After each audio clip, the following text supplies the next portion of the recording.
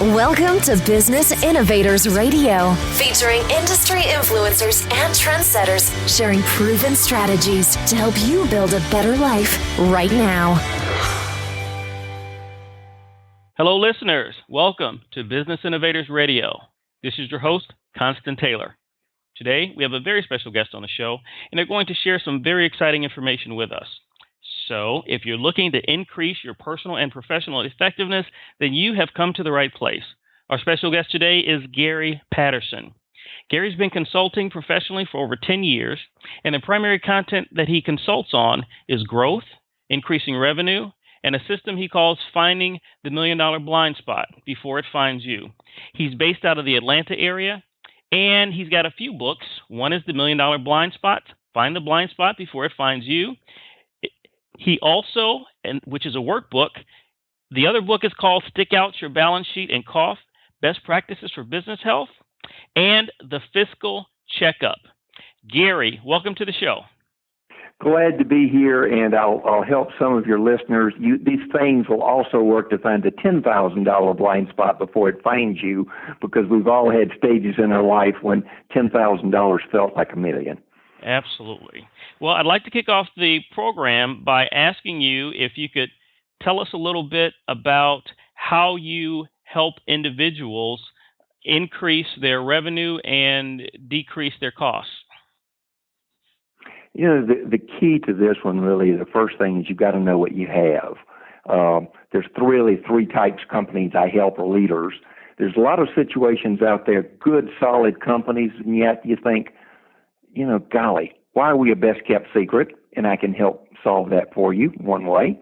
The second one is you're sort of stuck on these things with it. Somehow you had great ideas and you need someone like me to help unstick you. And the third one is some of your people start coasting on past successes. Three different areas like that. Glad to tell people how it can help them, give them some information. But that's really three key areas to help grow that top line and keep more of the bottom line. And who are your primary customers that you work with? Is it a large section? Do you work with small businesses, medium-sized businesses? Some of both. I do something slightly different. For the larger business, I may come in there and do this very special project to find the blind spot. Smaller businesses, think of something that would be more strategic than most interim CFOs, more financially oriented than most coaches, and more flexible than a board of director. There's a program, a growth initiative that Goldman Sachs funded and Babson runs called the 10,000 Small Business Growth Initiative. They have what they call a VBA. I volunteered for that program, and I can walk someone through that process of how to really do something to better understand and evaluate opportunities, because companies I've helped, and I think you probably will agree, we never had enough money. We sure didn't have enough people, and not the right ones, and the time frames were unrealistic. In this faster world, it's sort of nice to find a best practice methodology that someone can walk you through sort of at your pace. That's what I do. Okay, excellent. Now, typically with businesses, you will find the greatest majority of your clients have this particular issue. Do you find one common issue that goes across all of the businesses that you look at? I actually find 5, and I'll be glad to share. There's something on the website. I did an ebook. It's a chapter out of the first book. At a very high level, people really don't know where they make money. Second, they're not prepared enough for change. The third one is there's something they're over-optimistic on a balance sheet, or they're doing something they should have changed a long time ago.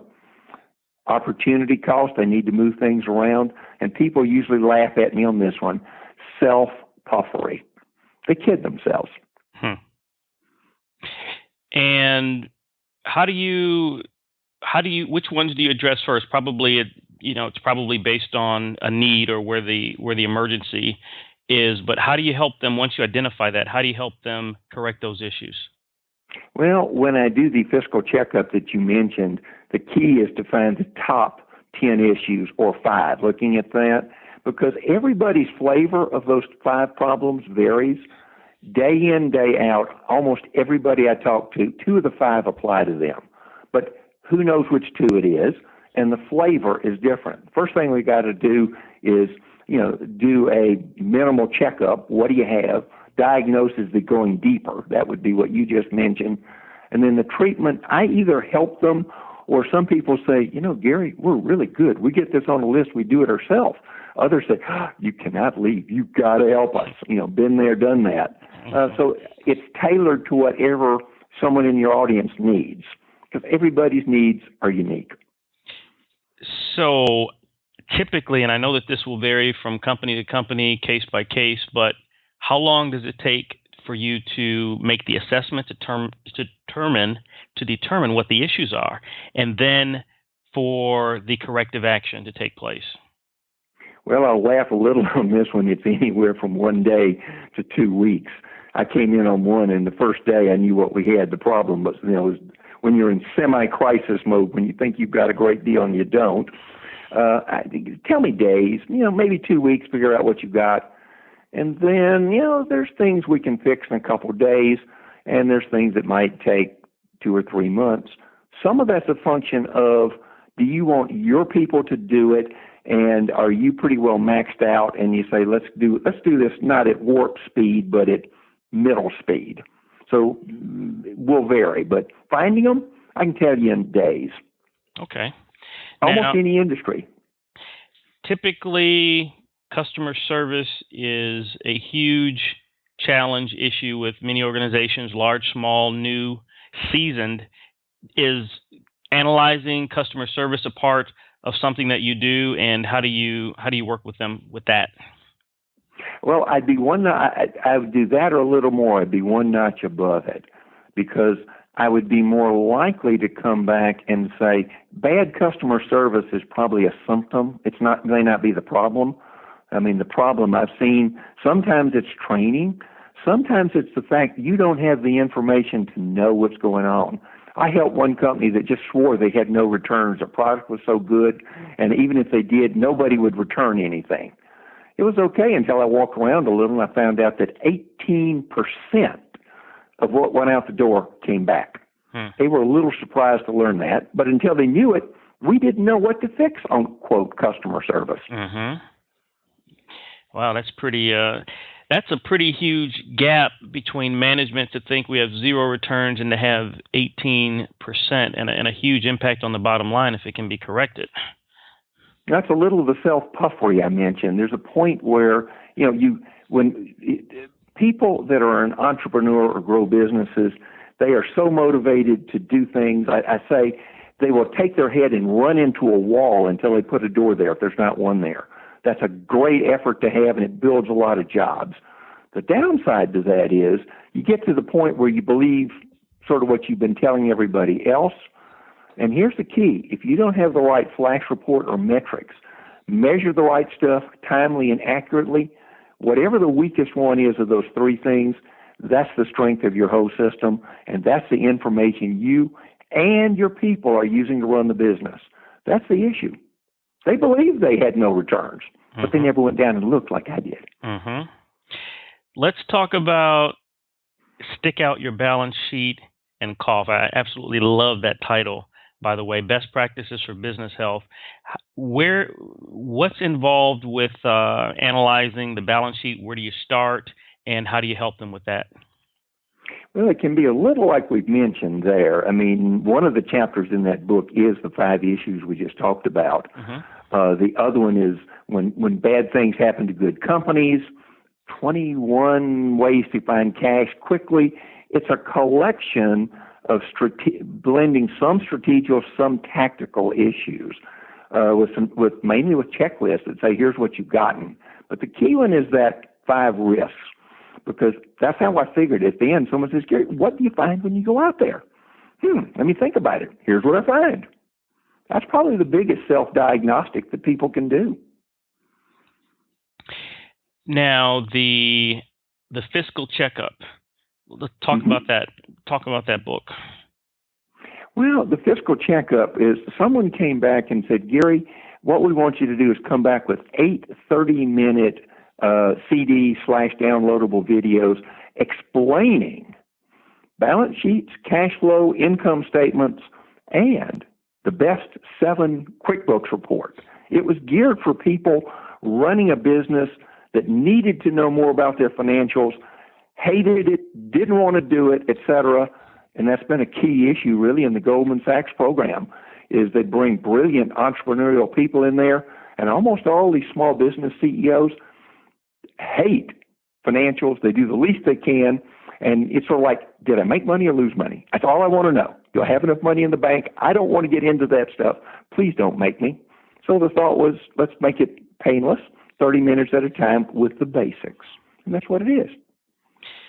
So let's step back and talk about how you started out and what inspired you to consult on financial and fiscal improvement. Well, I'll do it really quickly because you'll love the story, and I know we're getting close to our time. Stanford MBA, KPMG CPA, high growth guy, every C-level position, which is how I borrow watches. What really got me, and the pain of why I share this, I went into a dream situation, 3-time Inc. 500 company. KPMG's done the audit. Merrill Lynch is paying the money out there, and the world looks great for 2 days. And on the third day, there's a small issue. This $30 million company has bought $30 million of extra inventory orders they didn't know they made, cannot pay for it, do not have a place to put it, and I later find out the wrong stuff. This process is the warp speed version of what I did over a year to solve that, so that somebody else listening to this doesn't go through a year like I did. Save them a few scars and lots of gray hair. Wow.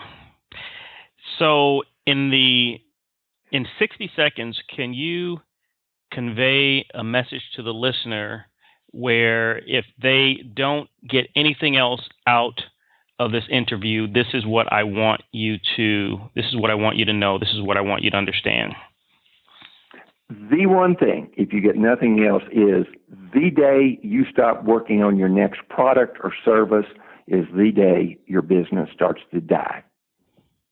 Simply put, is that. Gotta keep moving forward. Excellent.